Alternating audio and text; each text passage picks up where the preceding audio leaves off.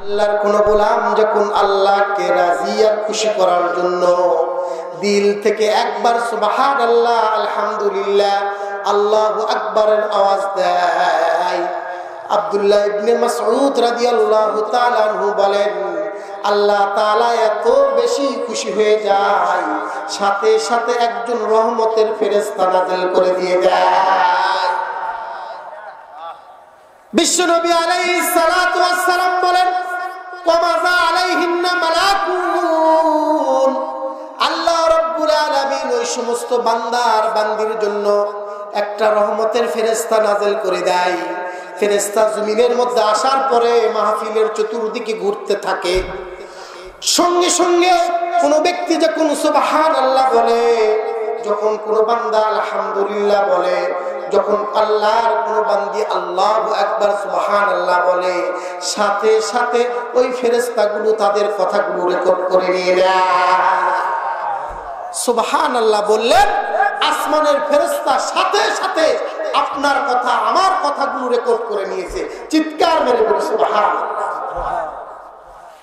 মুসলমান ভাইরা আমার, বিশ্বনবী আলাইহিস সালাতু ওয়াস সালাম বলেন, উম্মতেরা শোনো, ফেরেশতা কথাগুলো জমিনের মধ্যে রেকর্ড করার পরে আর জমিনের মধ্যে স্থির থাকতে পারেন না।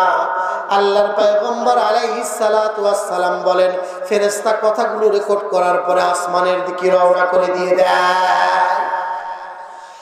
আল্লাহর পয়গম্বর বলেন, ফেরেশতা উড়তে উড়তে প্রথম আসমান পেরিয়ে, দ্বিতীয় আসমান পেরিয়ে, তৃতীয় আসমান পেরিয়ে, চতুর্থ আসমান পেরিয়ে উঠতে উঠতে আল্লাহ রাব্বুল আলামিনের আরশে আজিম পর্যন্ত পৌঁছে যায়।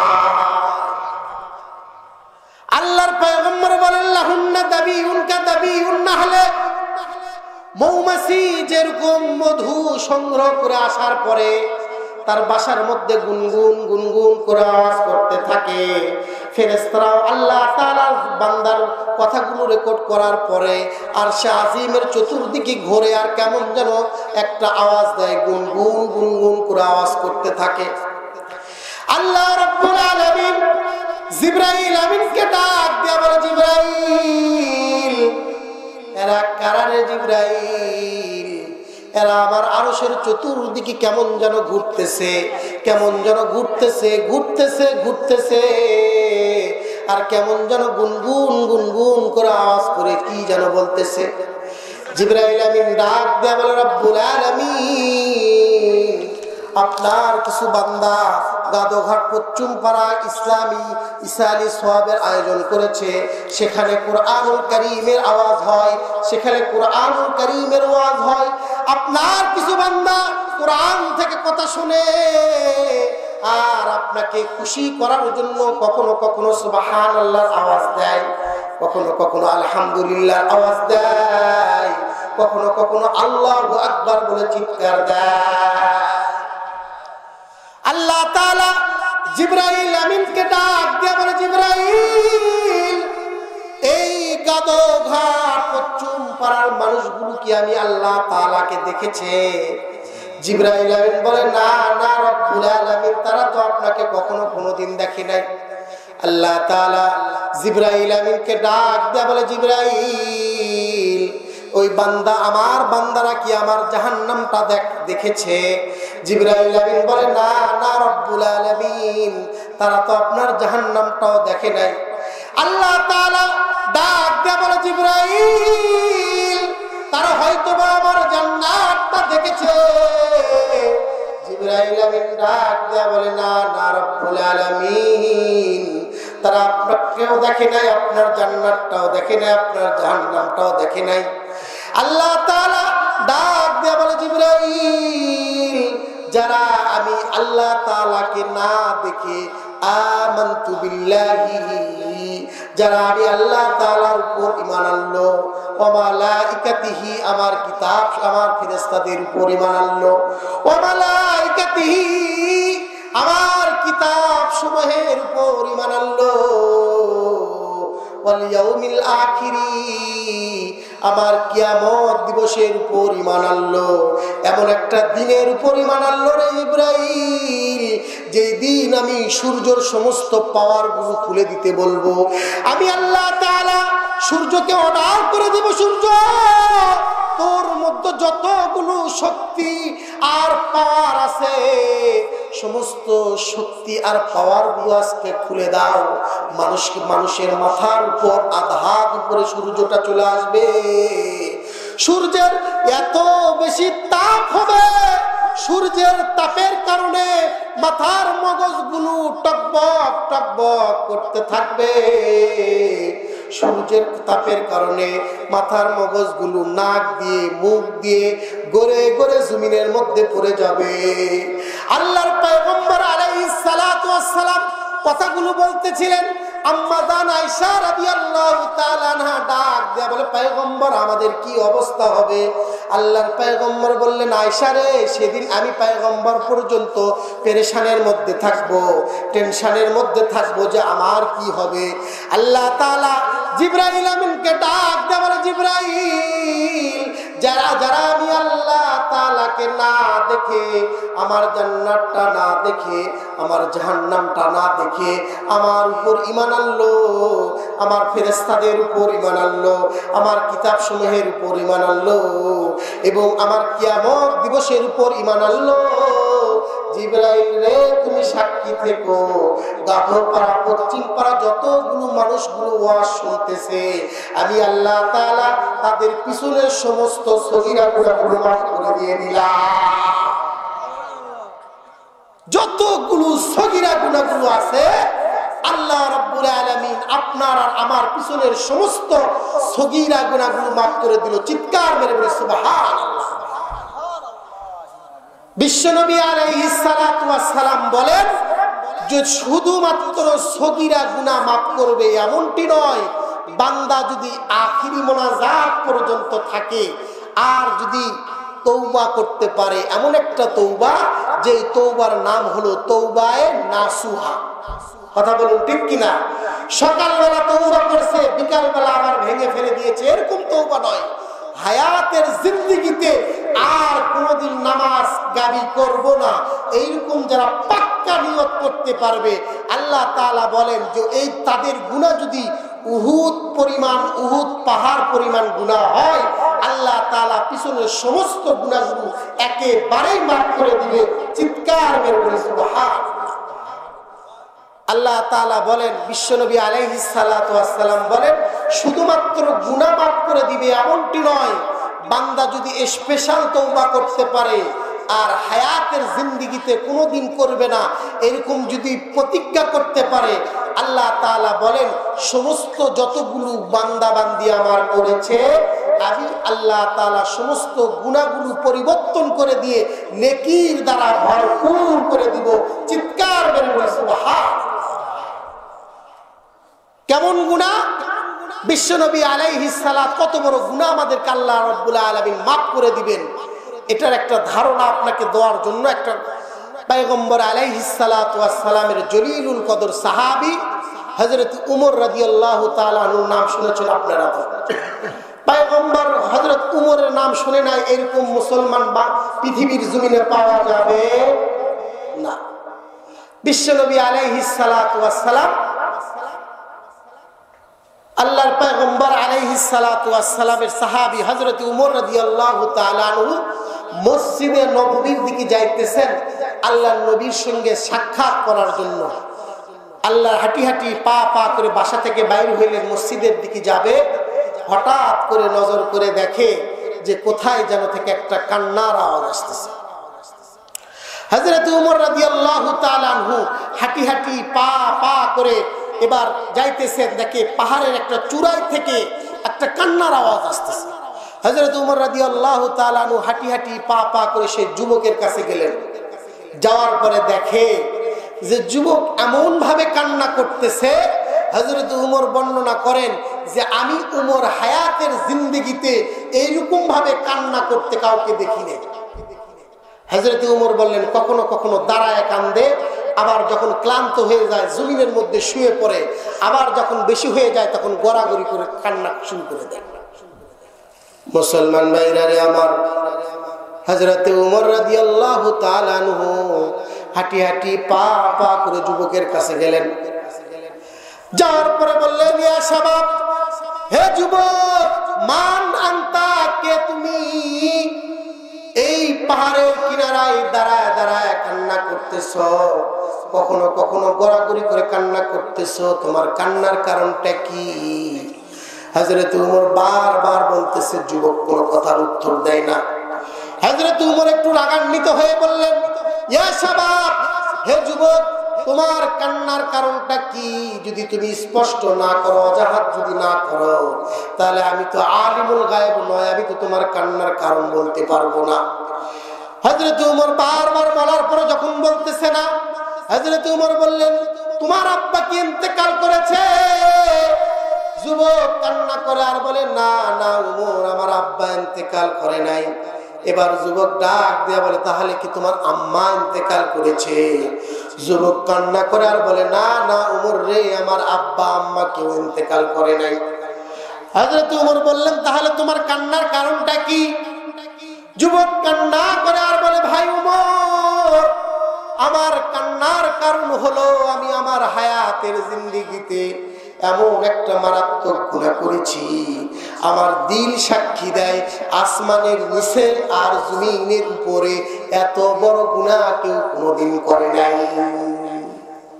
যুবক কান্না করে বলে, উমর রে, আমার দিল সাক্ষী দেয়, আমি নিজে নিজে সাক্ষী দিচ্ছি এত বড় একটা গুনাহ করেছি, আমার দিল সাক্ষী দিচ্ছে আসমানের নিচে আর জমিনের উপরে এত বড় গুনাহ কেউ কোনোদিন করে নাই।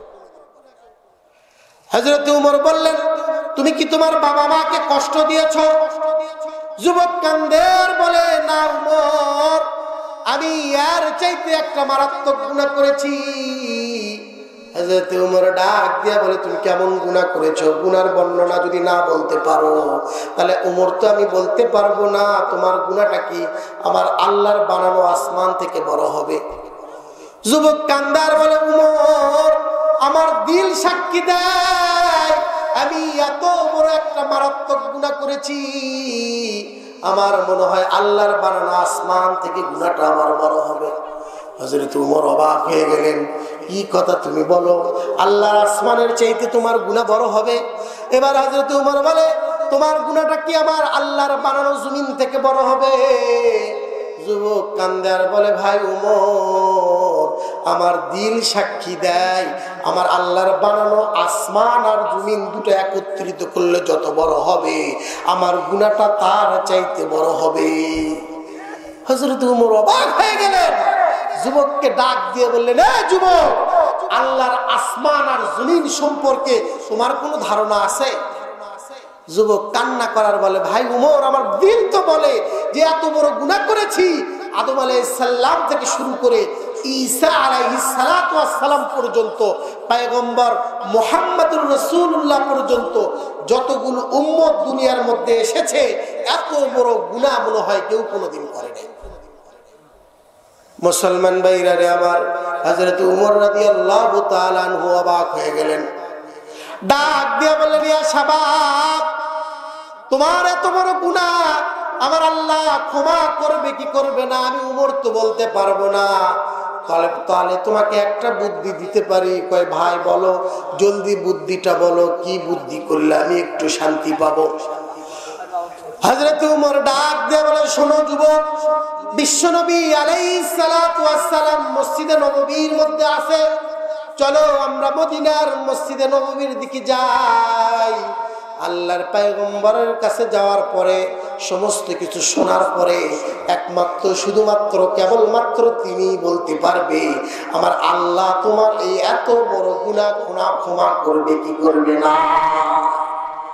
এবার হযরত উমর রাদিয়াল্লাহু তাআলা আনহু যুবকের হাতটা ধরে হাঁটি হাঁটি পা পা করে যাইতেছেন। এবার যুবকও কান্না করতেছে, হযরত উমরও কান্না করতেছে। হাঁটি হাঁটি পা পা করে যখন মদিনা নববীর মধ্যে পৌঁছে গেলেন, বিশ্বনবী আলাইহিস সালাতু ওয়াস সালামের দরবারে গেলেন। যুবককে বললেন, ইয়া শাবাব আনতা ইজলিস, তুমি এখানে একটু মসজিদের পাশে ওয়েট করো, একটু বসো, আমি আল্লাহর পয়গম্বরের কাছে যাই, যাওয়ার পরে তার কাছ থেকে অনুমতি নিয়ে আসি যে আল্লাহ রাসূল তোমাকে এখন যাওয়ার অনুমতি দিবেন কি দিবেন না, আমি একটু শুনে আসি আল্লাহ রাসূল কোন অবস্থায় আছে। হযরত উমর হাঁটি হাঁটি পা পা করে গেলেন। যাওয়ার পরে নজর করে দেখে সাহাবায়ে কেরামকে নিয়ে আল্লাহর পয়গম্বর আলাইহিস সালাতু ওয়াস সালাম ওয়াজ করতেছেন, নসিহত করতেছেন। কিন্তু তবে আশ্চর্যের বিষয় হলো হযরত উমরের চোখটা লাল হয়ে গিয়েছে, আর উমরের চোখ দিয়ে দিয়ে পানিগুলো ঝরে ঝরে জমিনের মধ্যে পড়ে যাইতেছে। সাহাবায়ে কেরামেরা পেরেশান, আল্লাহর পয়গম্বর আর পেরেশান যে উমর কান্না করতেছে। উমর তো সাধারণ কোনো উমর নয়, উমর তো সাধারণ ভাবে কান্না করে না। উমরের ব্যাপারে তো আল্লাহর পয়গম্বর আলাইহিস সালাতু ওয়াস সালাম বলেন যে আনা খাতিমুন নবীন লা নবিয়্যা বাদা, আমি হলাম শেষ নবী, আমার পরে আর কোনো নবী আসবে না। আল্লাহ তাআলা নবী হিসেবে যদি কাউকে চয়েস পরে আর কোনো নবী আসবে না। আল্লাহ তাআলা নবী হিসেবে যদি কাউকে চয়েস করতেন তাহলে সর্বপ্রথম যাকে চয়েস করতেন তার নাম হলো হযরতে উমর। চিৎকার করে বলি সুবহানাল্লাহ। শুধু কি তাই, হযরত উমরের মধ্যে চোখের পানি, আল্লাহর পয়গম্বর অবাক হয়ে গেলেন। বিশ্বনবী আলাইহিস সালাতু ওয়াস সালাম বলেন যে আমি একদিন আম্মাজান আয়েশা রাদিয়াল্লাহু তাআলা আনহাকে নিয়ে রাতের বেলা হাঁটতেছিলাম, একটু ঘোরাঘুরি করতেছিলাম, আর একটু আকাশের তারাগুলো আম্মাজান আয়েশা দেখতেছিলেন। আমি পিছনে তাকায় দেখি যে আম্মাজান আয়েশা রাদিয়াল্লাহু তাআলা আনহা আকাশের দিকে তাকায় তাকায় কি যেন গুনতেছে, আর কি কার যেন দিকে তাকায় তাকায় দেখতেছে। বিশ্বনবী আসলেন, আসার পরে বললেন ইয়া আয়েশা, আকাশের দিকে তাকায় তাকায় তুমি কি গুনো আর কি দেখো? আম্মাজান ডাক দিয়ে বলো, আল্লাহর পয়গম্বর আকাশের দিকে একটু চেয়ে দেখেন, আমার আল্লাহ আকাশের মধ্যে আজকে এতগুলো তারকা উদয় করেছে। আমি আয়েশা একদিক থেকে গণনা শুরু করি, আর একদিকে আসার পরে ভুলে যাই। আমি আর একদিক থেকে গণনা শুরু করি, আর একদিক থেকে গুনতে গুনতে আমি আবার গণনা ভুলে যাই। ওগো আল্লাহর পয়গম্বর, আজকে আকাশের দিকে তাকায় দেখেন আকাশের মধ্যে কতগুলো তারা উদয় হয়েছে। আজকে আকাশের তারাগুলো দেখেন কতগুলো তারা উদয় হয়েছে। এ কথাটা বলার সাথে সাথে বিশ্বনবী আলাইহিস সালাতু ওয়াস সালাম একটু মুস্কি হাসি দিলেন। আম্মাজান বললেন, আম্মাজান ডাক দিয়ে বললেন, পয়গম্বর আপনি হাসতেছেন, আমি হাসির কি বললাম? আজকে তো আসলেই আকাশের মধ্যে তারা একটু বেশি উঠেছে, আমি এই কথাটাই বলতেছি আর আপনি হাসতেছেন। বিশ্বনবী আলাইহিস সালাতু ওয়াস সালাম আম্মাজানকে ডেকে বললেন, আয়েশা আমি এই জন্য হাসতেছি না। তাহলে কেন হাসতেছেন? ডাক দিয়া বলে, আয়েশা আমার হাসার কারণটা হলো আমার সাহাবীর মধ্য থেকে এমন একজন সাহাবী আছে, আমার আল্লাহ তাআলা তার আমলের মধ্যে এত বেশি নেকি দান করেছে, আকাশের তারকাগুলো দেখতেছো এর চাইতে 1000 গুণ বেশি আমার সাহাবীর আমলনামার মধ্যে নেকি জমা হয়ে গিয়েছে। বিশ্বনবী বলে, আয়েশা রে আকাশের তারার চাইতে নেকি বেশি আমার একজন উম্মত আছে, আমার একজন সাহাবী আছে, এই জন্য আমি হাসতেছি।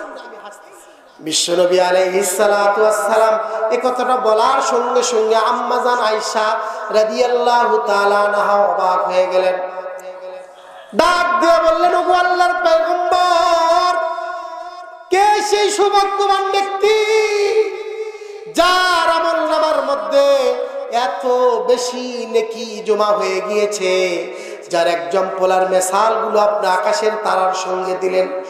বিশ্বনবী হাসতেছে আর বলতেছে, আয়েশা রে ওটা আমার কলিজার টুকরা সাহাবী হযরতে উমর। হযরতে উমর, সেই উমর যে উমরের চোখের মধ্যে পানি আল্লাহর পয়গম্বর আলাইহিস সালাতু ওয়াস সালাম পর্যন্ত অবাক হয়ে গিয়েছে। বিশ্বনবী আলাইহিস সালাতু ওয়াস সালাম হযরত উমরকে বললেন, উমর মা ইবুকিকা, কেন কান্না করতেছো? কান্নার কারণ কি? হযরত উমর রাদিয়াল্লাহু তাআলা আনহু বলেন, ওগো আল্লাহর পয়গম্বর, আমার কোনো কষ্ট আর যন্ত্রণার জন্য আমি কান্না করতেছি না। কয় তাহলে কেন কান্না করতেছো? পয়গম্বর, আমি আপনার কাছে আসব, এমত অবস্থায় নজর করে দেখি যে পাহাড়ের চূড়ায় একজন এমন ভাবে কান্না করতেছে। আমি উমর হাঁটি হাঁটি পা পা করে তার কাছে গেলাম। যাওয়ার পরে নজর করে দেখি যে এমন ভাবে কান্না করতেছে, তার কান্নার অ্যাটিচিউড আর ভঙ্গিমা দেখে আমি উমরের মনের মধ্যে অজান্তে আমার চোখের মধ্যে পানি চলে এসেছে। চিৎকার মেরে বলে সুবহানাল্লাহ। বিশ্বনবী আলাইহিস সালাতু ওয়াস সালাম বলেন, উমর, যুবকটা কেন কান্না করতেছে? কাঁদতেছে আর বলতেছে, ওগো আল্লাহর পয়গম্বর, কেন কান্না করতেছে এটা আমি তাকে আপনার দরবারে নিয়ে আসছি, আপনি একটু দয়া করে শোনেন যে কি কারণে সে কান্না করতেছে, তার কি দুঃখ কি যন্ত্রণা, আপনি একটু নিজের মুখে শোনেন। মুসলমান ভাইরা রে আমার, হযরত ওমর রাদিয়াল্লাহু তাআলা আনহু এবার যুবকটাকে নিয়ে হাঁটি হাঁটি পা পা করে বিশ্বনবী আলাইহিস সালাতু ওয়াস সালামের কাছে গেলেন। ডাক দিয়ে বললেন, আল্লাহর পয়গম্বর বললেন, ইয়া শাবাব মান আনতা, কে তুমি? পাহাড়ের চূড়ায় নাকি দাঁড়ায় দাঁড়ায় কান্না করতেছ? তোমার কান্নার কারণটা কি আমি পয়গম্বর জানতে চাই। আল্লাহর পয়গম্বর বলার সাথে সাথে যুবক আবার কান্নায় ভেঙে পড়ে গেলেন। আল্লাহর পয়গম্বর ডাক দেয়া বলে, ইয়া শাবাব, এত সকাল থেকে কান্না করতেছ, তোমার চেহারাটা ফুলে গেছে, তোমার চোখটা লাল টকটকা হয়ে গিয়েছে। তুমি যদি তোমার কি কারণে কান্না করতেছো এটার বর্ণনা যদি না দিতে পারো, তাহলে তো আমি আলিমুল গায়েব নয়, আমি তো আল্লাহ গায়েবের খবর রাখি না। গায়েবের খবর একমাত্র রাখেন কে? গায়েবের খবর রাখেন কে? এদেশের কিছু নানার ফকির আছে বা নিজের বাপ মাও, তাদেরকে তারা মনে করে যে গায়েবের সব কিছুর খবর রাখেন বাবা। বলেন নাউজুবিল্লাহ, কথা বলুন ঠিক কিনা? সারা বছর নিজের বাপ 5 কেজি গরুর গোশত খাইতে পারে না, বাবার দরবারে বড় একটা গরু আর খাসি দেয়। এইরকম নিমক হারাম আপনাদের এলাকায় আছে না নাই? আছে। এই যে গায়েবের খবর, আল্লাহ 5টা জিনিসের খবর শুধুমাত্র কেবলমাত্র রেখেছেন কার কাছে? আল্লাহর কাছে। এমনকি নবী করিম সাল্লাল্লাহু আলাইহি সাল্লাম পর্যন্ত জানে না যে গায়েবের খবর এটা আছে শুধুমাত্র কার কাছে? আল্লাহর কাছে। এবার বিশ্বনবী আলাইহিস সালাতু ওয়াস সালাম বলেন, বাবা, আমার কাছে তো গায়েবের খবর নাই, তুমি কেন কান্না করতেছো আর কারণটা আমার কাছে বর্ণনা করো।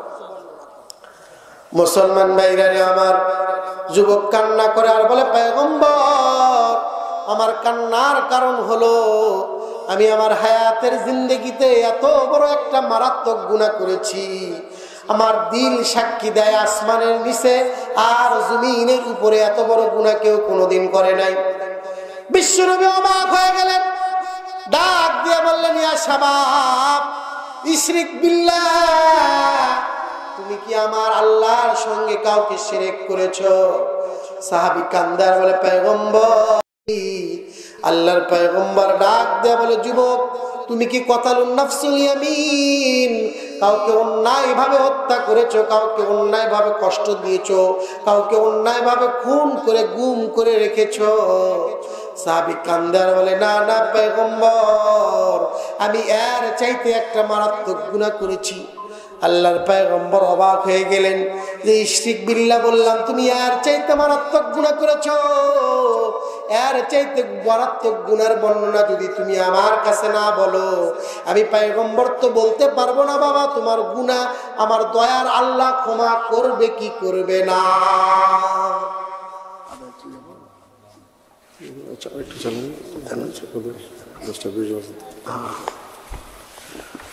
তো যাই হোক, বিশ্বনবী আলাইহিস সালাতু ওয়াস সালাম বললেন যে তুমি যদি আমার গুনার বর্ণনা যদি আমার কাছে না করো, তাহলে আমি তোমার গুনাহটা ক্ষমা হবে কি হবে না, এটা শিরক করছো না বেদাত করছো না কি ধরনের গুনাহ করেছো বাবা, গুনার বর্ণনাটা আমার কাছে কও, তারপরে গিয়ে আমি বিশ্বনবী বলতে পারবো যে আমার আল্লাহ তোমার গুনাহ ক্ষমা করবে কি করবে। মুসলমান ভাইরা রে আমার, যুবক কান্না করার বলে, ও আল্লাহর পয়গম্বর, আমি আমার হায়াতের জিন্দেগিতে একটা গুনাহ করেছি, গুনাহটা শুনলে আপনি অবাক হয়ে যাবেন। বিশ্বনবী বললেন, বলো তোমার গুনাহটা কেমন?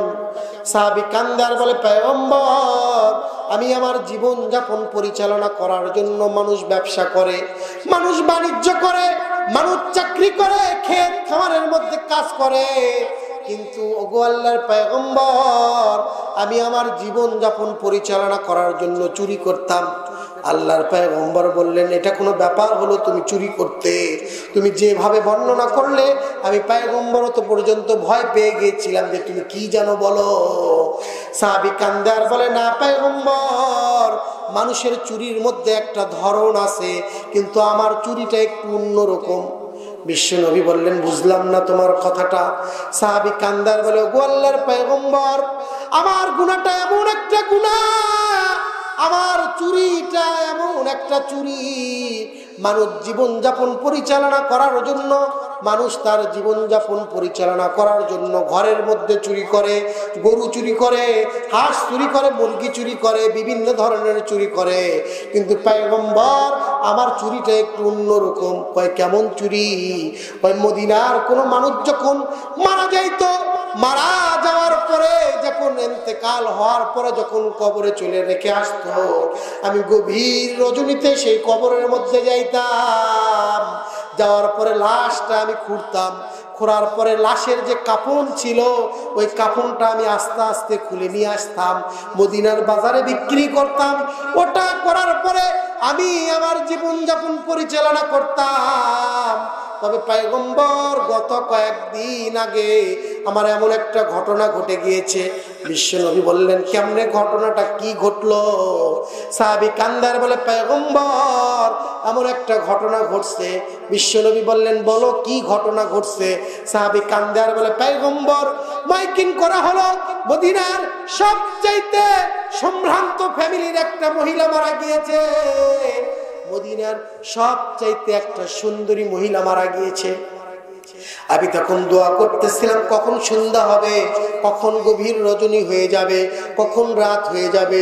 আমি অপেক্ষা করতে করতে দেখি মদিনার ওই মহিলাকে জানাজা করার পরে, তাকে দাফন করার পরে মদিনার মসজিদের মধ্যে, মসজিদের একটা জান্নাত একটা কবরের স্থানে তাকে দাফন আর কাফন করে দিল। আমি দূর থেকে সব দেখতেছিলাম। আল্লাহর পয়গম্বর বললেন, তারপরে কি হলো? সাহাবী কান্দে আর বলে, পয়গম্বর গভীর রাত যখন গভীর হয়ে গেল, তারা পঞ্জন যখন হাঁটি হাঁটি পা পা করে তার কবরের কাছ থেকে সরতে লাগলো, আমি গভীর রজনীতে হাঁটি হাঁটি পা পা করে তার বাড়ির মধ্যে গেলাম। যাওয়ার পরে আমি তার কবরের মধ্যে গেলাম। যাওয়ার পরে কবরটা আস্তে আস্তে খোঁড়া শুরু করে দিলাম।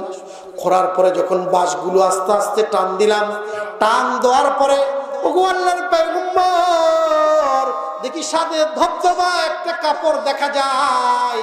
কাপড়টা যখন আমি টান দিলাম, প্রথম কাপড় টান দিলাম, দ্বিতীয় কাপড়টা টান দিলাম, দ্বিতীয় কাপড়টা টান দেওয়ার পরে দেখি গো আল্লাহর পয়গম্বর, এত সুন্দর একটা নারী, এই এত সুন্দর নারী আমি আমার হায়াতের জিন্দেগিতে কোনোদিন দেখি নাই। বিশ্বনবী অবাক হয়ে শুনতেছেন আর ডাক দিয়ে বলতেছেন, সাহাবী তারপরে কি হলো বলো? সাহাবী কোনো কথা বলতে পারতেছে না, শুধু কান্না করতেছে, শুধু কান্না করতেছে। আল্লাহর পয়গম্বর বললেন, তারপরে কি হলো বলো? সাহাবী বলতেছে, ওগো আল্লাহর পয়গম্বর, চেহারার দিকে তাকায় দেখি এত সুন্দর একটা মেয়ে আমি আমার হায়াতের জিন্দেগিতে মধ্যে দেখি নাই। আমার একটা মন বলে, কাপড় নিয়েছি, চল বাজারের মধ্যে যাই, বাজারের মধ্যে বিক্রি করার পরে টাকা নিয়ে বাসায় যায়। আর এক মন আমার ডাক দেয়া বলে, শোন, এত সুন্দর মেয়ে তুই তো তোর হায়াতের জিন্দেগিতে দেখিস নাই, তুই যদি এর সাথে খারাপ কাজ করিস, তুই যদি এর সাথে জেনা করিস, পৃথিবীর কোনো বিচারক তোর বিচার করতে পারবে না, পৃথিবীর কোনো কাঠগড়ায় তোকে দাঁড়াইতে হবে না, পৃথিবীর কোনো মানুষ তোর এটার সাক্ষী থাকবে না। এই জন্য তোর মন বারবার চাইতেছে, তুই বারবার মন যদি চাই তাহলে তুই যে কাজটা করতে পারিস, একটু জেনা করতে পারিস। আল্লাহর পয়গম্বর বললেন, তারপরে তুমি কি করলে? তো যাই হোক, ওয়াজ তো হবে ইনশাআল্লাহ। আপনাদের এই এলাকায় গাদোঘাট পশ্চিম পাড়া প্রত্যেক বছর এরকম সুন্দর করে মাহফিল হোক। কারা কারা চাই দুখানে হাত তুলে আল্লাহকে দেখান ইনশাআল্লাহ। আচ্ছা, যাই হোক, আমি যেটা বলতেছিলাম যে বিশ্বনবী আলাইহিস সালাতু ওয়াস সালাম সাহাবীকে বলতেছেন যে তারপরে কি করলা বাবা তুমি? সাহাবা একরাম কাঁদতেছে, সাহাবা কাঁদতেছে আর বলতেছে, ওগো আল্লাহর পয়গম্বর। নবী আলাইহিস সালাতু ওয়াস সালাম বলতেছেন, তারপরে কি করলে? সাহাবী কাঁদতেছে আর বলতেছে, ওগো আল্লাহর পয়গম্বর, আমার শয়তান তখন আমার মধ্যে কাজ করতে লাগলো। এমতো অবস্থায় আমি শয়তানের ধোকায় পড়ে আমি ওই মেয়েটার সঙ্গে জেনা করে ফেলে দিলাম। চিৎকার মেরে বললেন, আউযুবিল্লাহ। বিশ্বনবী ডাক দিয়ে বললেন, তারপরে কি হলো? সাহাবী কান্দে আর বলে, পয়গম্বর, জেনা করার পরে আমি যখন চলে আসবো এমতো অবস্থায় আমার মনে হয় লাশের জবানটা আল্লাহ তাআলা খুলে দিয়েছে। তারপরে কি হয়েছে? মহিলা আমার ডাক দিয়ে বলে, রে মুখারাম যুবক, আমি মদিনার এমন একটা মেয়ে ছিলাম, মদিনার কোনো পর পুরুষ আমাকে হায়াতের জিন্দেগিতে দেখে নাই, আমার কোনোদিন এক ওয়াক্ত নামাজ কাজা হয় নাই, আমি কোনোদিন পর্দার খেলাপ করি নাই, এই মুর্দার সামনে আমাকে নাপাক করে দিলি, আমাকে উলঙ্গ করে দিলি রে, এরকম খারাপ লোক আল্লাহ তাআলার কাঠগড়ায় তোকে দাঁড়াইতে হবে, আল্লাহর কাঠগড়ায় তোকে জবাব দিতে হবে। বিশ্বনবী বললেন, তারপরে কি হলো? সাহাবী কান্দে আর বলে, পয়গম্বর, আমি হাঁটি হাঁটি পা পা করে আমি বাসায় আসলাম। আমি যখন খানা খাবো আমার মনে হয় পিছন থেকে আমাকে ডাক দেয়া বলে, রে নিকৃষ্ট যুবক, এমন একটা কাজ করে এসেছিস, তোকে তো কবরের মধ্যেও আল্লাহ তাআলা আযাবের মধ্যে রাখবে, কিয়ামতের দিনও তোকে আযাবের মধ্যে রাখবে, কারণ তুই একটা পর্দা নিশীন নারীর পর্দা নষ্ট করে দিয়েছিস। আল্লাহর পয়গম্বর বললেন, তারপরে কি হলো? সাহাবী কান্দে আর বলে, পয়গম্বর, আমি যখন নামাজের মধ্যে দাঁড়াই আমার মনে হয় মহিলাটা আমাকে পিছন থেকে ডাক দেয়, আমি যখন একা একা ঘুমের মধ্যে ঘুমাইতে যাই আমার মনে হয় মহিলাটা আমাকে পিছন থেকে ডাক দেয়। ওগো আল্লাহর পয়গম্বর, সেই দিন ওই কাজ করার পরে এমন কোনো মিনিট নাই, এমন কোনো রাত নাই, এমন কোনো দিন নাই, কয়েকদিন অতিবাহিত হয়ে গেল আল্লাহর পয়গম্বর, আমি এক সেকেন্ডের জন্য, এক মিনিটের জন্য এখন পর্যন্ত ঘুমাইতে পারি না। যুবক বলতেছে, ওগো আল্লাহর পয়গম্বর, এই গুনাহটা করার পরে আমার অন্তরের মধ্যে এমন একটা অনুশোচনা এসেছে, আমি যেখানেই যাই মনে হয় আমাকে পিছন থেকে ডাকতেছে, এবং আমি এক সেকেন্ডের জন্য ঘুমাই নাই, এবং একটা লোকমা আজ থেকে প্রায় ৮-৯ দিন হয়ে যাচ্ছে, আমি ৮-৯ দিন থেকে এক গ্লাস পানি পর্যন্ত খাই নাই। আমার মনের মধ্যে সবসময় অনুতপ্ত হচ্ছে, ভয় হচ্ছে যে আমার আল্লাহ এত বড় মারাত্মক গুনাহ আল্লাহ ক্ষমা করবে কি করবে না। বিশ্বনবী আলাইহিস সালাতু ওয়াস সালাম শোনার পরে অবাক হয়ে গেলেন যে জীবনে অনেক চুরির ঘটনা শুনেছি, কিন্তু মৃত ব্যক্তির কাপড় চুরি হয় এই প্রথম শুনলাম। আল্লাহর পয়গম্বর অবাক হয়ে গেলেন আর সাহাবীকে ডেকে বললেন যে আসলেই তো তোমার গুনাহটা একটা মারাত্মক গুনাহ, আমার আল্লাহ এত বড় গুনাহ ক্ষমা করবে কি করবে না। এই কথাটা শোনার সাথে সাথে ওই যুবক এক দৌড়ে মদিনার নিরালায় নির্জন একটা পাহাড়ের মধ্যে যায়, কান্নাকাটি করতেছে। কিতাবের মধ্যে লেখে একদিন যায়, 2 দিন যায়, 3 দিন যায়, কয়েকদিন অতিবাহিত হয়ে গিয়েছেন। বিশ্বনবী আলাইহিস সালাতু ওয়াস সালামের কাছে জিবরাইল এসেছেন, আসার পরে বলতেছেন, ওগো আল্লাহর পয়গম্বর, আপনার কাছে আমাকে আল্লাহ তাআলা পাঠিয়ে দিয়েছেন এবং আপনার কাছে 3টা প্রশ্ন করতে বলেছেন। কয়টা প্রশ্ন? 3টা। আমি আপনাদের সামনে যে আয়াতে কারিমা তেলাওয়াত করেছি এই আয়াতে কারিমার মধ্যেও আল্লাহ তাআলা 3টা গুণের কথা বলেছেন। আল্লাহ তাআলা বলেন যে কোনো মানুষ যদি এই 3টা গুণে গুণান্বিত হতে পারে এই মানুষটা মরতে দেরি হবে, আল্লাহ তাআলা তার কবরটা জান্নাতের বাগান করে দিতে দেরি করবে না। চিৎকার মেরে বলি সুবহানাল্লাহ। আল্লামা সানাউল্লাহ পানিপতি রহমতুল্লাহি আলাইহি তিনি তিনার তাফসীরে মাজহারির মধ্যে লেখেন যে আল্লাহ রাব্বুল আলামিন কুরআনুল কারীমের সমস্ত আয়াত যদি নাযিল না করতেন আর শুধুমাত্র কেবলমাত্র এই আয়াতটি নাযিল করতেন, আর মানুষ যদি এটা যদি কি করতেন, নিজের অন্তরের মধ্যে সিটিং আর ফিটিং করতেন আর এটার উপর যদি আমল করতেন, আল্লামা সানাউল্লাহ বলেন এই মানুষগুলি 3টা গুণ নিয়ে যদি কবরে যাইতে পারে আল্লাহ তাআলা সাথে সাথে তার কবরটা জান্নাতের বাগান বানায় দিবে। এক নম্বর গুণ হলো ইয়া আইয়ুহাল্লাযীনা আমানু, এক নম্বর গুণ হলো ইমানদার হতে হবে। কি হতে হবে? ইমানদার হতে হবে। ইমানদার কারা? আমার আব্বা মুসলমান, এই জন্য আমিও মুসলমান। আমার দাদা গরুর গোশত খায়, আমিও খাই, এই জন্য আমিও মুসলমান, আমার দাদাও মুসলমান। কথা বলুন ঠিক কিনা? এরকম মুসলমান হলে হবে না। মুসলমান হতে হবে সাহাবায়ে কেরামের মতো, যেরকম ঈমান এনেছে সেই রকম ঈমান আমাদেরকে আনতে হবে। কথা বলুন ঠিক কিনা? শুধু আমরা নামে মুসলমান। একটা এক্সাম্পল আর মিসাল দিলে আপনারা বুঝতে পারবেন যে একটা স্কুলের মধ্যে প্রধান অতিথি হিসাবে ওই এলাকার শিক্ষামন্ত্রী আসবে।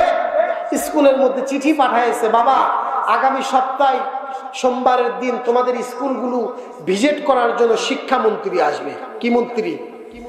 শিক্ষামন্ত্রী আসবে। তোমাদের স্কুলটা কেমন লেখাপড়া হয়, কেমন পরিষ্কার পরিচ্ছন্নতা, এটা একটু শিক্ষামন্ত্রী নিজে চোখে দেখতে চায়। এই চিঠিটা যখন হেডমাস্টারের কাছে আসছে, হেডমাস্টারের মাথা গরম, সর্বনাশ। শিক্ষামন্ত্রী এসে যদি দেখে যে এখানে নোংরা, উল্টা পাল্টা, ছেলেপেলেরা লেখাপড়া পারে না, তাহলে আমাদের বেতন তো অটোমেটিক বন্ধ হয়ে যাবে। কথা বলুন ঠিক কিনা? এই জন্য শিক্ষামন্ত্রী, প্রধান শিক্ষক সমস্ত শিক্ষকদেরকে নিয়ে মিটিং করছে যে আগামী সপ্তাহে আমাদের শিক্ষামন্ত্রী আসতেছে, স্কুলটা সকলে পরিষ্কার রাখবেন, পরিচ্ছন্ন রাখবেন, এবং যারা ভালো ভালো ছাত্রী, যারা ভালো ভালো ছাত্র, তাদেরকে একটু সামনের টেবিলে রাখবেন। সামনের টেবিলে রাখে কি রাখে না? বাইরের মেহমান আসলে তো শিক্ষামন্ত্রী বলছে, তবে একজন স্যার উঠে বলতেছে, স্যার একটা অনুমতি দিলে একটা কথা বলতে চাই। কই কি কথা? কই যে ক্লাস 3-র মধ্যে দুটা ভাই আছে। কই হ্যাঁ। ওই এত খারাপের খারাপ আর এত খাট্টাসের খাট্টাস, 2 মিনিট স্থির থাকে না। ওই এক ঘুষি মারে, এক ঘুষি মারে, মানে এত করুণ অবস্থা। সেদিন যদি এই 2 ভাই না আসে তাহলে খুব ভালো হয়। তো কয় কোন 2 ভাই? কয় অমুকের আবুলের ছেলে উত্তর পাড়ার, যে ডাক দাও। ডাক দিয়ে বলতেছে, শোনো আগামী সোমবার শিক্ষামন্ত্রী আসবে, তোমরা নাকি সবসময় উল্টা পাল্টা করো, তোমরা জানি স্কুলের মধ্যে আসবে না। কথা বুঝতে পারছেন? আমরা 2 ভাই চিন্তা করতেছে, প্রতিদিন আমরা স্কুলে আসি, আমাদেরকে স্যার 2-1 দিন গাবি করলে গেলায় আমাদের উপর রাগান্বিত হয়, আর আজকে নিজেই বলতেছে সোমবারের দিন আগামী সপ্তাহে স্কুলে আসবে না। এটার অবস্থা কি? হয়তো বা কোনো মিলাদ মাহফিল হবে, অথবা গরু গোশত দিয়ে এরা ভাত খাবে। এই 2 ভাই বুদ্ধি করে ফজরের নামাজের পরপরই সকলের আগে, হেড স্যারের আগে স্কুলের মধ্যে হাজির হয়ে গেছে। চিৎকার মেরে বলছে সুবহানাল্লাহ। স্কুলের মধ্যে আসার পরে দেখে যে মেন গেটের মধ্যে তালা। 2 ভাই চিন্তা করছে যে গেট তো বন্ধ। ছোট ভাই বলতেছে চিন্তার কারণ নাই, পিছনের জানলাটা ভাঙ্গা আছে, তোকে আমি আলোক করবো, তুই উঠবো, তুই ওটা শেষ হলে আমার হাত ধরে টান মারবো, তারপরে আমি উঠে যাবো। কথা যেই 2 ভাই চলে গেছে। যাওয়ার পরে ক্লাসের মধ্যে গেছে, 2 ভাই বুদ্ধি করতেছে, 2 জন যদি একত্রিত থাকি, তুই আমাকে মারবো, আমি তোকে মারবো, আবার বাড়ি বার করে দিবে, সময় কারো কিছু দেখা হবে না, কি হয় আজকে দেখবো। কয় কি? কয় তুই যে নেপাল বড় ভাই হক করছে যে তুই বাথরুমের যে লুকায় থাক, আর একটা ভাই আছে নাম হচ্ছে উত্তম। কি নাম? উত্তম করছে, তাহলে আমি রুমের মধ্যেই থাকি, বেঞ্চের তলে লুকে থাকবো, আমার যেন কেউ আর দেখতে না পায়। সামনে সপ্তাহে শিক্ষামন্ত্রী চলে আসছে। আসার সাথে সাথে সকল ছাত্রদেরকে বলছেন চলেন একটা ক্লাসের মধ্যে নিয়ে চলেন। তো সমস্ত 1-এর ছাত্র, 3-র ছাত্র, 2-এর ছাত্র, যত ছাত্র আছে সব ছাত্র একটা রুমের মধ্যে দিচ্ছে। দেওয়ার পরে বলতেছে যে এরা সব আমাকে ছাত্র। তো শিক্ষামন্ত্রী বলতেছে আলহামদুলিল্লাহ, আলহামদুলিল্লাহ আলা কুল্লি হাল, অনেকগুলো তো আপনাদের ছাত্র। তো যাই হোক বাবা, আমার তো অনেক কাজ আছে, তোমাদের স্কুলটা ভিজিট করার পরে আরো 8-9টা স্কুল ভিজিট করতে হবে, সময় খুব কম। প্রশ্ন 2টা প্রশ্ন করব, তোমাদের মধ্যে কি উত্তর দিতে পারবা?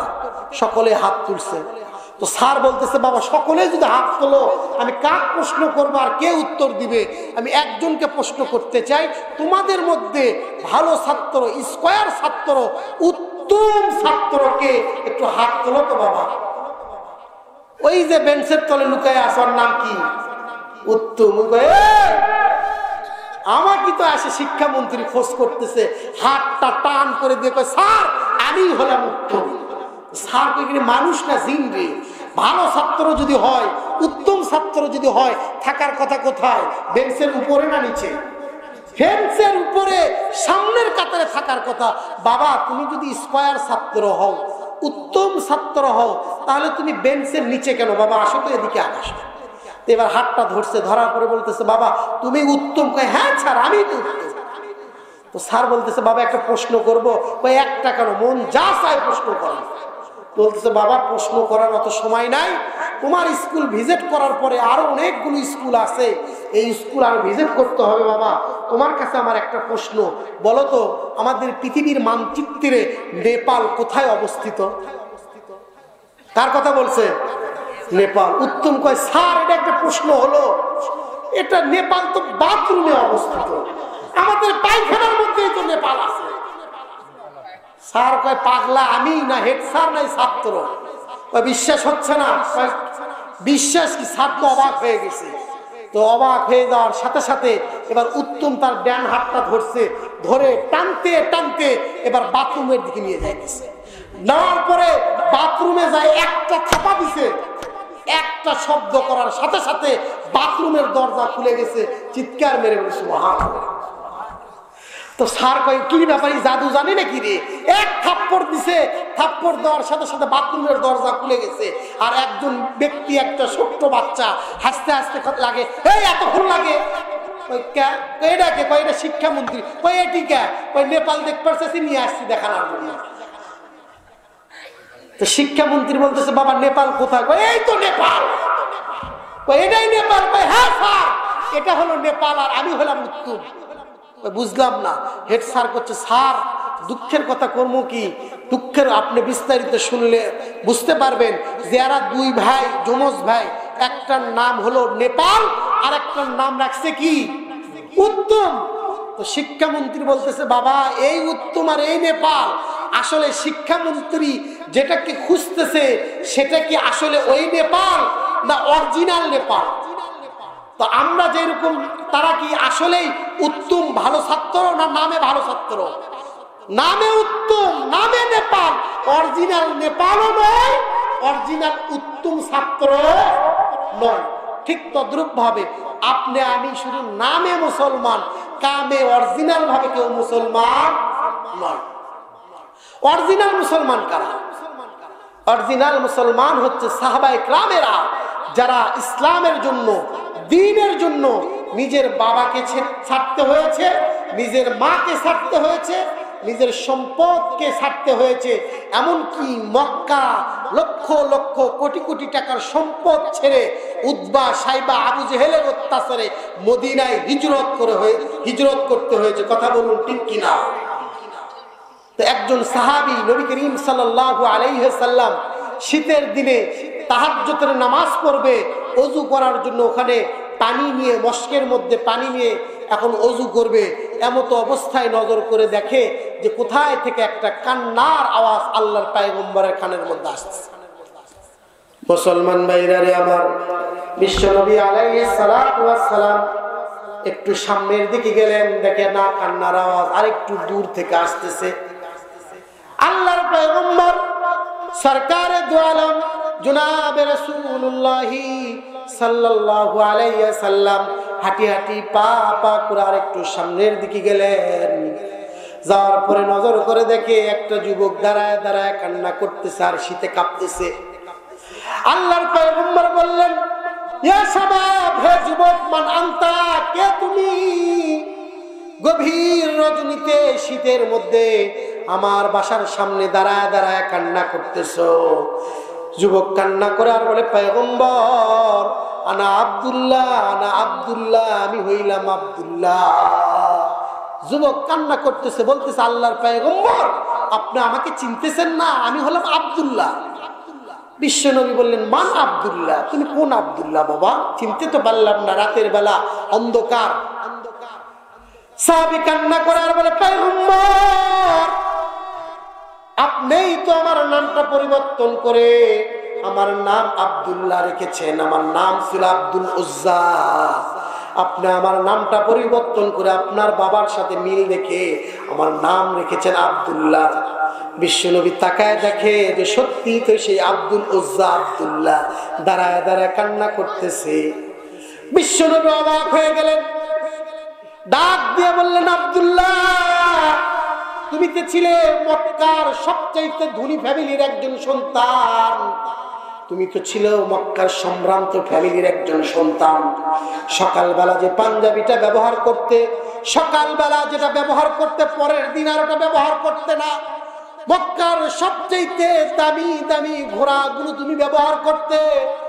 মক্কায় ব্যান্ডের কিছু আসলে সর্বপ্রথম তুমি ইউজ করতে। আল্লাহর পয়গম্বর বলেন, রে বাবা, আজকে তো দেখি তোমার গায়ের মধ্যে কোনো কাপড়ের টুকরা নাই, কালো হয়ে গিয়েছো, কান্নাকাটি করতেছো, কাঁদতেছো, কারণটা কি বাবা? এটা কেমনে হলো? বিশ্বনবী কথাটা বলার সঙ্গে সঙ্গে যুবক কান্না করতেছে আর বলতেছে, ও আল্লাহর পয়গম্বর, আপনি তো জানেন আমি একজন এতিম সন্তান। আমার বাবা আমি দুনিয়াতে আসার কিছুদিন পরে ইন্তেকাল করে কবরের জগতে চলে গিয়েছে। আমার গার্জেন যাই হোক, আমার চাচা, আমার ফ্যামিলির সব কিছু দেখাশোনা করে আমার চাচা আমাকে গতকাল গভীর রজনীতে ডাকলেন। ডাকার পরে বললেন, ভাতিজা, তোমার সাথে কিছু পার্সোনাল কথা আছে, তোমার সাথে কিছু গুরুত্বপূর্ণ কথা আছে। আল্লাহর পয়গম্বর বললেন, তারপরে কি হলো? সাহাবী কান্দার বলে, পয়গম্বর, গভীর রজনীতে আমার চাচা আমাকে ডাক দিয়ে বললেন, ভাতিজা, আবু জেহেল, উতবা, সাইবা বারবার আমার কানের মধ্যে একটা কথা দেয়। মক্কার কাফেররা একটা কথা বারবার আমাকে বলে, কথাটা সত্য না মিথ্যা আমি চাচা তোমার মুখের কাছ থেকে একটু শুনতে চাই। চাচা ডাকে আর বলে, ভাতিজা, মক্কার বিভিন্ন লোকেরা তোমার ব্যাপারে উল্টা পাল্টা বিচার আমাকে দেয়, আমি একটু নিজের মুখে তোমার মুখে শুনতে চাই যে ঘটনা আসলে সত্য না মানুষেরা তোমার নামে একটু বদনাম করতেছে, আমি একটু নিজে যাচাই করতে চাই। তো ভাতিজা বলতেছে, চাচা বলেন, কি প্রশ্ন করবেন? তুমি নাকি সব সময় সেই মক্কার আব্দুল্লাহর পোলা মুহাম্মাদের কাছে সব সময় যাও, সকালেও যাও, বিকালেও যাও, এবং সব সময় ওখানেই সময় কাটাও, ঘটনা সত্য না মিথ্যা? এবার আব্দুল্লাহ বলতেছে, আব্দুল উজ্জা বলতেছে, ও চাচা, ঘটনা যা শুনছেন সত্য, এটার মধ্যে বিন্দু পরিমাণ কোনো মিথ্যা কথা নাই। এ কথাটা শোনার সাথে সাথে আব্দুল্লাহ বলেন যে আমার চাচার চেহারার কালারটাই পরিবর্তন হয়ে গেলেন, রাগান্বিত হয়ে বললেন যে সত্যিই কি তুমি আব্দুল্লাহর পোলা মুহাম্মাদের কাছে যাও? শুধু কি যাও বাবা, নাকি তার হাতে হাত রেখে তাই সেই জাদুঘরের কাছে যায় তুমি কালেমা পড়ে মুসলমান হয়েছো? এবার ভাতিজা মাথাটা নিচু করে বলে, চাচা, বেয়াদবি মাফ করবেন, সেই কালেমা শোনার পরে আমি আর স্থির থাকতে পারি নাই, নবী মুহাম্মদুর রাসূলুল্লাহর কালেমা পড়ে আমি মুসলমান হয়ে গিয়েছি। চিৎকার করে বলে সুবহানাল্লাহ। মুসলমান ভাইরা আমার, বিশ্ব নবী আলাইহিস সালাতু ওয়াস সালাম ডাক দিয়া বললেন, বলো তারপরে কি হলো?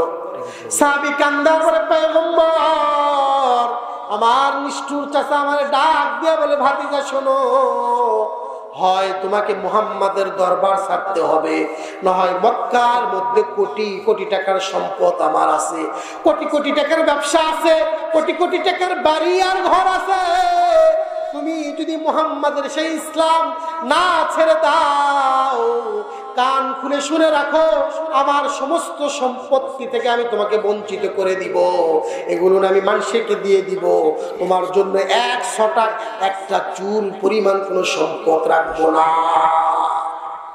এবার ভাতিজাকে হুঁশিয়ার দিয়ে চাচা বলে, 1 চুল পরিমাণ সম্পদ আমি কিন্তু তোমার জন্য রেখে যাব না, সমস্ত সম্পদগুলো কিন্তু আমি মানুষকে দিয়ে দিব। বিশ্বনবী আলাইহিস সালাতু ওয়াস সালাম ডাক দিয়ে বললেন, সাহাবী, তারপরে কি হলো? সাহাবী কান্দে আর বলে, পয়গম্বর, আমার চাচা আমাকে ডাক দিয়ে বললেন, শোনো, তোমাকে একদিন সময় দিলাম, তুমি কি করবা তুমি ডিসিশন নাও, হয় আব্দুল্লাহর পোলা মুহাম্মদকে ছাড়তে হবে, না হয় আমার এই সমস্ত সম্পদের মায়া মহব্বত চিরদিনের জন্য ছেড়ে দিতে হবে। এবার আব্দুল্লাহ বলতেছে, গো চাচা, একদিন সময় লাগবে না, আমি এখনই আমার ডিসিশন জানাইতে চাই। কয় বলো তোমার কি ডিসিশন? কয় চাচা, আপনার বাড়ি কেন, তাম দুনিয়া ছাড়তে রাজি আছি, মক্কা মদিনা কেন, পৃথিবীর কোথাও যদি আমার যদি কোনো আশ্রয় না হয়, আমি আব্দুল্লাহ আব্দুল উজ্জার যদি হায়াতের জিন্দেগি দাঁড়ায় দাঁড়ায় কাটায় দিতে হয়, আমি কাটায় দিতে রাজি আছি গো চাচা, কিন্তু বিশ্ব নবীর দরবার আমি 1 মিনিটের জন্য 1 সেকেন্ডের জন্য কখনো ছাড়তে পারবো না। চাচা রাগান্বিত হয়ে গেলেন যে এত বড় সাহস, তুমি আমার সামনে কথা বলো, আমি তোমাকে একদিন সময় দিলাম, তুমি সময় নিতে পারলা না। ভাতিজা, তুমি ছোট্ট মানুষ, মাথা গরম করো না বাবা, তুমি তোমার বন্ধু বান্ধবের সঙ্গে পরামর্শ করো, ঠান্ডা মাথায় চিন্তা করো। ভাতিজা বলে, না না না চাচা, আমাকে আমার জান্নাত ডাকতেছে, আমার আল্লাহ আমাকে ডাকতেছে, আমি তাম দুনিয়ার মহব্বত ছেড়ে দিতে পারবো, কিন্তু আমি মুহাম্মাদুর রাসূলুল্লাহ সাল্লাল্লাহু আলাইহি ওয়াসাল্লামের মহব্বত, তার কালেমা আমি 1 সেকেন্ডের জন্য ছাড়তে পারবো না। বিশ্বনবী বললেন, তারপরে কি হলো? কয়, ওগো আল্লাহর পয়গম্বর, আমার চাচা এবার রাগান্বিত হয়ে গেলেন, ডাক দিয়ে বললেন, ভাতিজা, মক্কার সমস্ত সম্পদ থেকে তোমাকে তো বঞ্চিত করবই, তোমাকে যতগুলো সম্পদ আছে একটা সম্পদের কোনাও তো দিব না, এই মুহূর্তে তুমি আমার বাসা থেকে বাইরে হয়ে চলে যাও। বিশ্বনবী বললেন, তারপরে কি হলো? আল্লাহর পয়গম্বর বাসা থেকে বাইর হইতেছিলাম, আমার চাচা আমাকে ডাক দিয়ে বললেন, দাঁড়াও, আসলেই কি তুমি আমার ঘর বাড়ি ছেড়ে যাইতেছো? আমি বললাম, হ্যাঁ চাচা, আমি আপনার সমস্ত সম্পত্তি সহ আপনাকে ছেড়ে আমি চলে যাইতেছি। তারপরে কি হলো? চাচা ডাক দিয়ে বলে, তুমি যদি আমাকে ছেড়ে যেতে হয়, এই যে তুমি গায়ের মধ্যে যে জামাটা পরে রয়েছে, এই জামাটা আমার টাকা দিয়ে ক্রয় করা, তুমি গায়ের মধ্যে যে জামাটা পরে রয়েছে, এই জামাটা আমাকে দিয়ে যেতে হবে। বিশ্বনবী বললেন, তারপরে কি হলো? আল্লাহর পয়গম্বর, আমি আমার জামাটা খুলে আমার চাচাকে দিয়ে দিলাম। আমি যখন চলে আসতেছিলাম, আমার চাচা আমার ডাক দেয়া বলে, ভাতিজা, গেলে হবে না, তোমার গায়ের মধ্যে যে গিঞ্জিটা দেখতেছো, এই গিঞ্জি আর পায়জামা এটা আমি চাচা কিনে দিয়েছি, হয় ইসলাম ছাড়তে হবে, না হয় আমার পায়জামা আর আমার গিঞ্জি আমাকে দিয়ে এখান থেকে চলে যেতে হবে। বিশ্বনবী এবার কান্না করলেন, সাহাবা কান্না করতেছেন, আল্লাহর পয়গম্বর কান্না করতেছেন। আল্লাহর পয়গম্বর সাহাবায়ে কেরামকে ডেকে বললেন যে, তারপরে কি হলো? সাহাবা কাঁদতেছে আর বলতেছে, ওগো আল্লাহর পয়গম্বর, আমি আমার গিঞ্জিটা খুলে দিলাম, আমি আমার চাচাকে বারবার রিকোয়েস্ট করলাম, চাচা, আমার সম্পত্তি তো আমার বাবার সম্পত্তি, আপনার সম্পত্তি, সম্পত্তির মালিক তো আমিও কিছু, আমার সমস্ত সম্পত্তির মালিক আপনাকে বানায় দিলাম, শুধুমাত্র এই গিঞ্জিটা আর এই পায়জামাটা আমার কাছ থেকে নেবেন না। চাচা ডাক দিয়ে বললেন, না ভাতিজা, শুধু পায়জামা কেন, মক্কার সবচাইতে যদি সুন্দরী মেয়েকে বিবাহ করতে চাও, আমি তোমার চাচা তোমাকে কথা দিলাম, মদিনার সবচাইতে মক্কার মদিনার যাকে তুমি বিবাহ করবা, আমি চাচা তোমাকে 1 ঘন্টার মধ্যে বিয়া দিব। কয়, না চাচা। এবার ডাক দিয়ে বলে, শোনো, মক্কার সবচাইতে দামি যদি ঘোড়া কিনতে চাও, আমি আমার সমস্ত সম্পদগুলো বিক্রি করে দিয়ে মক্কার সবচাইতে লাল ঘোড়া, যেটা সকলের পছন্দ, এই ঘোড়াটা আমি তোমাকে দিয়ে দিব। না চাচা। এবার ডাক দিয়ে বলে, যদি তুমি আমার কথা না শোনো, তাহলে তোমার গায়ের মধ্যে যে পায়জামাটা আছে অবশ্যই দিতে হবে। আমি বারবার চাচাকে রিকোয়েস্ট করার পরে আমার চাচা যখন আমার কথা শুনলো না, আমি আমার পায়জামাটা খুলে দিলাম। আল্লাহর পয়গম্বর বললেন, তারপরে কি হলো? সাহাবী কান্দে আর বলে, পয়গম্বর, এবার তো আমি একেবারে উলঙ্গ হয়ে গেলাম। আমি আমার চাচাকে বারবার রিকোয়েস্ট করার পরে আমার লজ্জাস্থান ঢাকার জন্য একটা কাপড়ের টুকরা পর্যন্ত দেয় নাই। আমি রাতের বেলা গভীর হয়ে গেল, আমি হাঁটি হাঁটি পা পা করে হামাগুড়ি দিয়ে আমি আমার মায়ের কাছে গেলাম। আমার মা আমাকে দেখে আশ্চর্য হয়ে গেল যে তোর বাবা মারা গিয়েছে, এই নিষ্ঠুর ব্যবহার তোর সাথে কে করলো? তোর চাচাকে বিচার দিব। বলে মা গো, চাচাকে বিচার দিয়ে লাভ নাই, আমার চাচা এই করুণ অবস্থা আমার করে দিয়েছে। কয় কেন? কয় আপনি তো জানেন মা, আমি মুহাম্মাদুর রাসূলুল্লাহ সাল্লাল্লাহু আলাইহি সাল্লামের হাতে হাত রেখে কালেমা পড়ে মুসলমান হয়েছি। আমার চাচা আমারে ডাক দিয়া বলে, হয় ইসলাম ছাড়তে হবে, না হয় আমার সমস্ত সম্পদ আমাকে দিয়ে দিতে হবে। মাগো, আমি আমার জীবনটাও দিতে প্রস্তুত, আমি আমার কলিজা ছিঁড়ে দিতে প্রস্তুত, কিন্তু আমি ইসলামকে 1 মিনিটের জন্য ছাড়তে পারবো না। বিশ্বনবী আলাইহিস সালাতু ওয়াস সালাম বলেন, তারপরে কি হলো? সাহাবী কান্না করার পরে পয়গম্বর, আমি আমার মাকে বললাম, মা গো দয়া করে একটা কাপড়ের টুকরা আমাকে দাও। মা একটা কম্বল আমাকে দিলেন, ওই কম্বলটা গায়ের মধ্যে জড়ায় দিয়া ওগো আল্লাহর পয়গম্বর প্রায় কয়েকশো মাইল হেঁটে হেঁটে পাহাড়গুলো গিরিপথগুলো অতিক্রম করে আপনার কাছে আমি হাঁটি হাঁটি পা পা করে আসলাম। আল্লাহর পয়গম্বর বললেন, বাবা এত কষ্ট মোজাহাতা করে আমার কাছে এত দূর আসার কারণটা কি? খোদার কসম আল্লাহর পয়গম্বর, ওগো আল্লাহর পয়গম্বর, ওই আল্লাহর কসম যে আল্লাহর হাতে আমার জান, যে আল্লাহর হাতে আমার জান, আপনার জান, আপনার চেহারাটা দেখার সাথে সাথে আমার যত কষ্ট আর যত যন্ত্রণা ছিল সমস্ত যন্ত্রণাগুলো আমি একেবারেই ভুলে গিয়েছি। মুসলমান ভাইরা রে আমার, বিশ্বনবী আলাইহিস সালাতু ওয়াস সালাম ডাক দিয়ে বললেন, বাবা আমার আল্লাহ তোমাকে মুস্তাজাবুদ দাওয়া বলে ঘোষণা করেছে। এই মুহূর্তে তুমি যেই দোয়া করবা, তুমি দোয়া করতে দেরি হবে, আমার আল্লাহ তোমার দোয়া কবুল করতে দেরি করবে না। আমি হলে কি করতাম? আল্লাহ 200 কোটি টাকার মালিক বানায় দেন। কথা বলুন ঠিক কিনা? কিন্তু সাহাবা একরাম কি দোয়া করেছেন এটা যদি শুনতে চান, তার আগে আপনাদের সঙ্গে আমার কয়েক মিনিট কথা।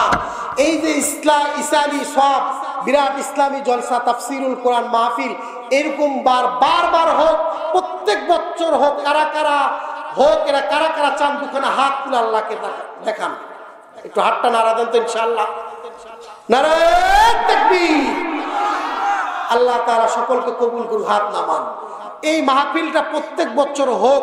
এই মাহফিল কি একা একাই হবে, না আসমান থেকে ফেরেশতারা আসে করবে, না আপনাদেরকে করতে হবে? প্রত্যেক বছর একটা মাহফিল করতে গেলে খরচ আছে না নাই?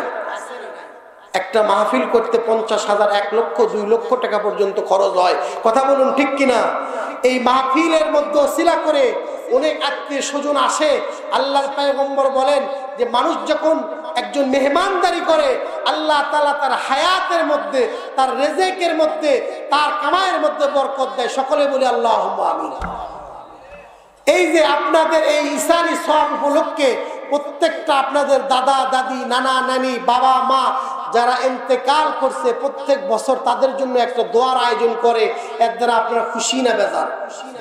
খুশি যদি হন, এই মাহফিল বারবার হোক, আপনারা চান তো ইনশাআল্লাহ? আপনার আব্বা আম্মা যাদের মারা গিয়েছে, দাদা দাদি মারা গিয়েছে, তারা বেঁচে থাকলে খাইতো কি খাইতো না?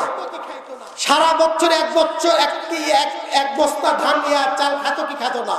আমি 10 জন ব্যক্তি চাই যাদের বাবা মার জন্য, যাদের কবরে চলে গিয়েছে দাদা দাদি, নানা নানি, সারা বছর বেঁচে থাকলে 1 বস্তা চাল খাইতো, তাদের রুহের মাগফিরাতের জন্য আল্লাহ তাআলা তাদের রেখে যাওয়া সম্পদের উপর আপনি আছেন, তাদের রেখে যাওয়া বাড়ির উপর আছেন, তাদের রেখে যাওয়া এরকম ভাবে জমির উপর আপনি চাষ করতেছেন।